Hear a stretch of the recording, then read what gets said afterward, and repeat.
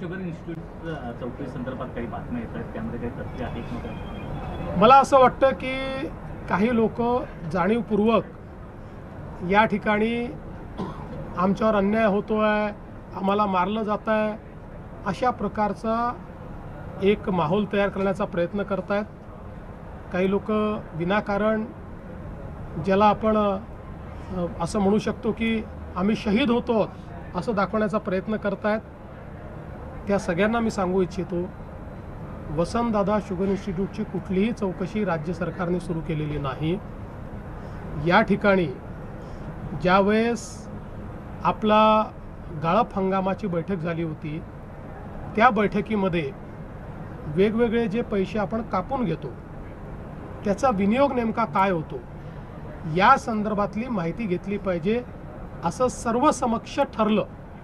त्यामध्ये आपण Vasantdada sugar institute करता वर्षानुवर्ष 1 रुपया हा कापून घेतो. त्यामुळे जसं इतरांनी त्या पैशाचं काय केलं याची माहिती मागितली, तेवढीच माहिती साखर आयुक्तांनी ही वसंतदादा इन्स्टिट्यूटला मागितली आहे.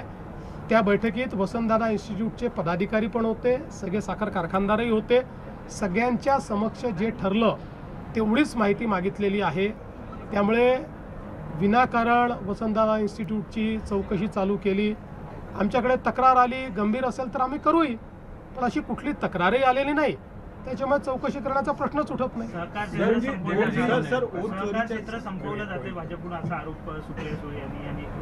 म्हणूनच मी म्हटलं की बघा, काही लोकांना रोज खोटे डॉक्युमेंट दाखवण्याची सवय जडली आहे. आता आजच त्यांनी दाखवलेलं पॅन कार्ड हे खोटं निघालं. आता ते माफी मागणार आहेत का?